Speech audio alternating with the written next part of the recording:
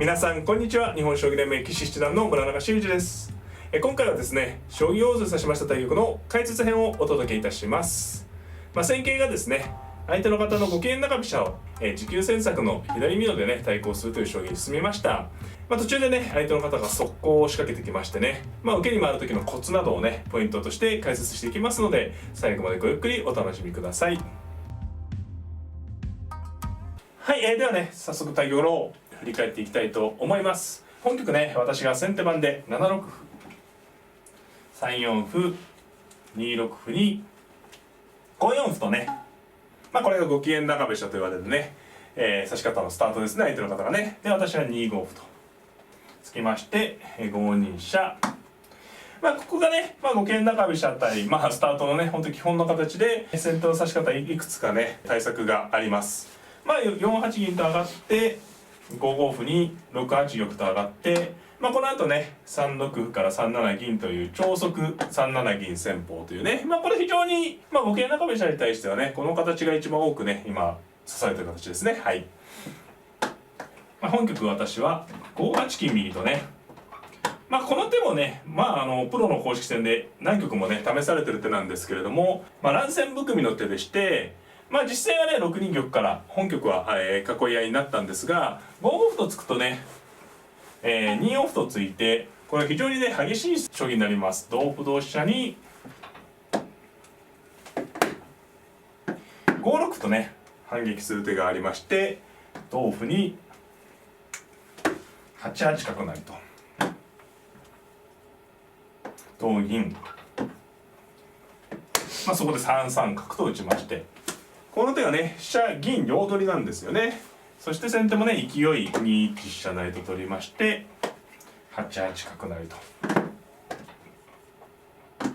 そして5五桂と、この辺りねもう実戦例が非常にありましてね、タイトル戦でも出たことがあるような将棋なんですけれども、6二玉と上がって、この局面をねどう見るかということですよね。先手は竜を作っているんですが、銀桂交換でね、駒の損得的には後手中飛車側ですね、五間中飛車側が少し得をしているし、桂香を取る手が回るとね、駒得がどんどんね広がるんですよね。ただこの5五の桂っていうのは非常に好位置のね飛車を押さえながら玉頭に睨むね桂なので、ここで1一竜と取るとか、3三角と打つとかね、先手側にはね非常に有力な手段が多くて、この局面研究課題でですね、後手のね五間中飛車側も戦えるということで、少しね5八金右とね上がる手がプロの公式戦では少しずつ少なくねなってきているところではありますね。はい、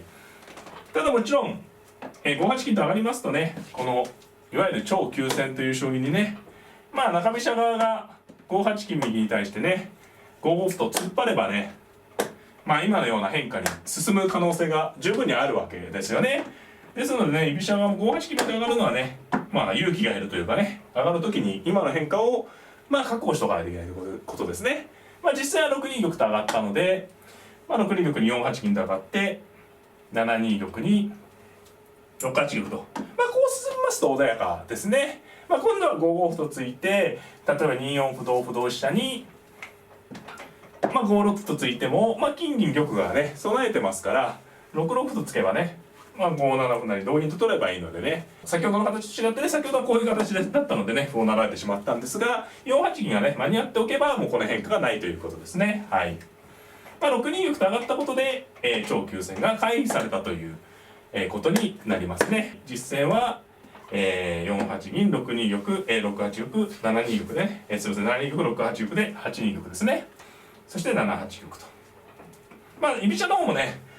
これ喜んで2四歩と歩同飛車といっちゃうと、先ほど何から出てきたんですけどね、8八角成同銀に3三角と打たれるとね、こう飛車銀両取りの変化がありますので、すぐに2四歩同飛車でいけそうでね、この手は、いけないので気をつけた方がいいですね。で7八玉と、実戦は囲えましてね、ここまで来ればね、場合によってはこう角交換して同銀の時に王様でね銀に紐がつくんで2四歩と突く手がもしかしたら効いてくるかもしれないということですね。で実際は7二銀と上がりまして、この時にね2四歩行く手も有力でした。2四歩同歩同飛車と行くと8八角成同銀2二飛車、ちょっとやってみますかね。2四歩同歩同飛車と行きますと、3二金と受ける手もあるんですが、8八角成同銀に、今度角はね紐がついてるんですが、まあこう2二飛車とねこう豪快にぶつけてくるような手があって、まあこれも難しいですね。まあ飛車交換になればね先手の方が傷が多いんですから、例えば先手が歩を打ってね拒否をしたりして、こちらのね王様も安定してるんでね、これも一局ですね。まあ、実戦は、まあ、4六歩というのはね、まあ、2四歩はねすぐ行かなくても、まあ、いつでも突けるような、止めてくれば突けばいいというねことがあるので、まあ、4六歩と突いて、まあ、駒組みをね進めました。ここで相手の方9四歩、まあ、先手9六歩と受けましてね、でここで相手の方8八角成と交換してきました。まあちょっと難しさしてはね結構難しいとこですね。何か止めれば2四歩があるんでね、実戦は8八角成同玉とね、まあ同銀でねこう矢倉に組む囲いもあるんですが、本局同玉でね左美濃を目指しました。5五歩と突いた手に対して、4七銀ね、これぴったりですね。まあ次一応5六歩と突いてねさばいてくるという一応あるので、4七銀と上がっとけば、5筋を防げます。で相手の方が2二銀。まあここで2四歩はちょっと危険ですね。同歩同飛車と行きたいんですが、こうやりますとね5六歩と突かれて、ここであってことになりますね。5七歩成の7らちゃいけないで取るんですが、取ると3三角と打たれてね、やはり王様の小瓶が空いてるとね非常に危険なのでね注意が必要です。まあ実戦はここで、7八銀とね私の方も上がりましてね、で3三銀に、6六歩と、まあ、ついてね、まあ美濃囲いを、さらにね高美濃にあるいは銀冠にね進めていこうということですね。そこで、3五歩、これで意欲的な手でしたね。まあ別にここを攻めるというわけではなくて、こう突かれるとね居飛車の桂馬がこう使ってね飛んで使われるのでね、そこをまあ嫌ったということですね。でもし反発してくれば銀がこちらに行った瞬間をついて5筋に反撃すればいいというね、まあいうテクニックですね。はい。ただまあ3五と突いたところでね、まあ、すぐ3六歩と来るわけではないので、私の方もすみません8六歩とね陣形整備を続けました。で3二金でね、ここで8七銀と上がったんですね。まあここでまあ実戦8七銀と上がったんですけど、この時はまあちょっと仕掛けをね誘発してるところがあって、まあ6七金とか上がっとけばね、まあ、本譜の仕掛けはないんですが、まあ、この金をね場合によってはこう銀冠にした後に、まあ、金をこれ上がらずにね戦う手を含みに残したいのでね、私は8七銀と上がったんですね。まあここでまあ実際はね5六歩からのね速攻が来たんですけど、まあ対局編の時も言ったんですけどね、こうやって駒がね陣形がこう駒組みを進めるときに離れ駒ができる時っていうのはね、まあ相手の方から動いてくることがあるのでね十分に注意が必要。本局も実際ここで仕掛けてこられたんでね、まあ、ただ実際どうでしたかね、仕掛けてきたんですけどちょっと無理筋だったかもしれないですね。まあここで例えば5一飛車とか引いて、まあ、7八金にまあ例えばまあ8四歩とかついて銀冠目指すとかね、まあこれいい勝負ですよね、どう見てもね。まあ先手の方もやはり桂馬が使えないんでね、どうやって後手をね攻めていくかっていう課題がね残ってますんでね、まあ実戦はもちろんね相手の方もこの手は見えたと思うんですが、やはりこう8七銀でね隙ありと見て5六とね、これは激しいことになりましたね、いきなりね。まあ同歩ですと3九角と打ってこれは馬がね作れるからいいんですが、まあ私のも同銀とね5一6個の角は飛車寄ってね何にもないんですが、ここで同飛車とね、これはすごい勝負で、まあただ、一つにはね後手の陣形が飛車にまあそこそこ強いんでね成立するような手なんですけどね、同歩に3九角と、まあ、ただ2六飛車と逃げて6六角成に、まあこれね飛車をね1八に逃げるとまた難しいところでしたね。で、7七桂と、まあこれでまあどうでしたかね、この局面で馬が大きいんですけどね、やっぱ飛車銀交換なんでね、まあ何かね攻め手がつながらなければね先手の駒得が大きいですね。そして相手の方はまあゆっくりできないところで5七歩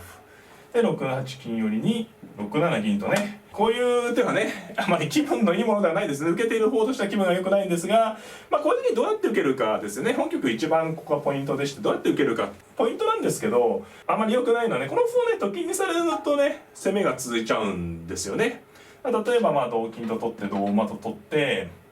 まあ例えばどういう手ですかね、何か中途半端に攻めてこう歩をねペロッとなられるとこれで金持たれたらですね、こういう展開はもうと金ができると攻めが切れなくなっちゃうんで、こういうのを避けると。でまあもう一つ受ける時のポイントとしてはできるだけね守りの駒を増やすってことですよね。同金同馬でもいいんですが、それですとね別に金銀交換なんで、実際はねこの飛車が中途半端で2八飛車とね、これも一つ受けのテクニックなんですよね。要するにここに、金銀3枚で今受けてるんですが、金銀3枚馬で、金銀3枚でね馬銀歩なんで、ここに飛車を引くことで飛車もね加えて受けに回ると、これで受けの駒がね増えたのねお分かりいただけるかなと。でやはりこう引いてみるとねちょっと後手の攻めが無理筋だったかなという感じですよね。6八銀成と取っても同金と応じておけば、守りの駒の方がねパッと目で多いですよね。気をつけないといけないのはこの飛車を何らかの時に取られてねこう逆にこういう感じになっちゃうとね負けなんですが、この飛車取られる感じもないですしね、実戦は持ち駒なしでは辛いと見て5六馬とね一歩補充したんですよね。これでも大きい手なんですけれども、これでね金を取れると先ほどね、6七銀にすぐ取るのに比べてねこう同馬で飛車の位置がねさっきすぐ取るとこういう格好でしてね、もちろんここに歩がいないんですけど、こう下がったことによって飛車がね効いてるの大きいですよね。でここもね先手の分岐点です。手堅く受けるなら7八銀打ちでね、これもはっきり先手が優勢ですよね。これで馬がどこに逃げて、実際にこう逃げたとしても次にね歩になっても同金で取れますから、もっと言えば手堅く歩を打っても飛車金交換ですからね優勢です。本局は受け切りでもいいんですが攻め合いを目指しました。7八金とね、これはさらっとした受け方ですよね。手厚く駒を打つわけじゃないんですが、金上げで十分と切ってこられても同銀で大丈夫。実際4九までねこの金上がったことによって5八歩成が非常に受けにくいんですが、この瞬間に6二歩と反撃に出ました。これでぜひ覚えておいていただきたいですね。この歩が、居飛車対居飛車で切れますと、こう金の頭のねここに歩を打つ手がね非常にきつい手になるんですね。同金と取れば5一飛車と打った時に桂とね7一銀のね両にらみ、これ単に例えば4一飛車ですと3一金打ちでね弾かれちゃうんでね、とてもこう6二歩がきつい手になってるのねお分かりいただけるかなと思います。実際は5一金と逃げました。7一金でも飛車を打てばね桂取りでね先手で打てますよね。実際5一金と飛車の打ち場所のないようにねやってきたんですが、それで5三角とねここに打ったのがこの先の7一銀を狙った攻めの急所の角打ちですね。実際ね角に対して、5三角に対してすみません4二銀と引いたんですね。ただこれ出た方が良かったですかね。これも7一銀と打っていく手があるんでね非常に危ないんですけどね、7一銀同玉6一歩ないからね引いて、これは受けにやったやついいんですけど3五角成となってね、どうですかね。実戦ここで5八歩成となったんですが、この局面は最初はね先手の方が攻め込まれてましたけど、6二歩一発によってね非常に後手の形もね歪んできてますし、実戦これ5八歩成となったんですが、スピード面でね負けるということはなさそうですね。実際次の手が、本局のね決め手と言ってもいいかもしれないですね。早くもね、この局面で、先手の王様にねまだ早い攻めがないんでいろいろね2四歩とかあるんですが、7一銀と打ったのがねこの手は厳しい手で、玉が逃げるわけにいかない同玉と取ったんですが6一歩成と、これが面白い手でね、先に歩を成ってしまうと同金で7一銀って打てないんですが、銀を打ってから同玉に両手でね歩を成ると同玉と取るしかなくて7一飛車と打ちましてね、これはね、後手陣を食い破った格好になりましたね。7二飛車成とで4一玉と逃げたんですが、2四歩と1回つきましてね同歩に、ここはもういろいろな勝ち方があるところなんですけどね、桂馬を補充しました。あとは6二銀とかねガリガリいっても十分なんですけどね、7一竜と桂馬を取りまして、実際はね、受けがないということでね6九銀と打ってきたんですが6二金と打ってね、難しい手はいらないですね。私の方の陣形は実際ここで7八銀成と取られたんですが同銀と取ってね、分かりやすいけどこの飛車効いてますよね。6八と取ったら同飛車と取れるわけですから、馬がねまだ遠いのでね、実際は6八金と、打った。これ金を受けてもねこの場合は銀を成って同金にベタッと金を打つ手もありますし、5三桂とね直撃で打っていっても王様を寄って歩を垂らすようなね攻めですね。金銀持ってますね。これも、金銀だけですとね私の王様は来ませんし、飛車馬桂竜でね攻めれますから寄り筋になりそうです。ですので実戦はまあちょっとね受けてもまあキリがないということで6八金とねまあ攻め合いに来たんですが、これはね、後手の様ね詰みが生じました。5一銀成となりまして、まあ王様やるとね4一成金から玉を上がって桂馬と、これもちょっとねまあ実戦と出てくるんですけど同じような変化で即詰みになります。実戦は同銀とね取ったんですが5二銀と打ちまして、これを同玉ですとね5三金と打って王様引いた時にね、この時に5一竜が決め手ですよね。同玉に取った銀を打てばぴったり詰みです。ということで5二銀に対してねまあ後手は3一竜と逃げるしかないんですが5一竜と王手をかけまして王様上がってね、まあ場内に逃げ込んだんですけど桂馬がね持ってますんで3四桂と打ちまして1二玉に2二金と打って同金、まあずっとね王手の連続なので後手は変化のしようがないですね。同玉となってまあここでね2三金とまあ打ったところで相手の方のね投了となりました。まあずっとね長い王手が続いたんですけれども、同玉でしたらまあ同玉のね同玉の一手なんですが2四馬と出ればねこの2八の飛車がいますから、これ分かりやすいですね。どこに王様逃げても馬が突き進めば詰みでね、まあ他の手順の詰みもあったんですけどね、まあ比較的分かりやすい詰みということで投了もやむを得ません。はい、いかがだったでしょうか。まあ将棋指していく上でね、まあよく定石書などにはねこの手は無理筋ですってさらって書いてあっても、実際指されるとねどうやって対応するのかっていうのは難しいところがあるんですよね。まあ本局はねうまく受け止めることができまして反撃を決めて勝つという流れだったんですが、まあ、途中で出てきた2八飛車とかね受けのポイントのところをねぜひもう繰り返し見ていただいて皆様の実践のね参考になればなと思っております。この動画が良かったので方はグッドボタンを、チャンネル登録のもぜひぜひよろしくお願いいたします。それではまた、さようなら。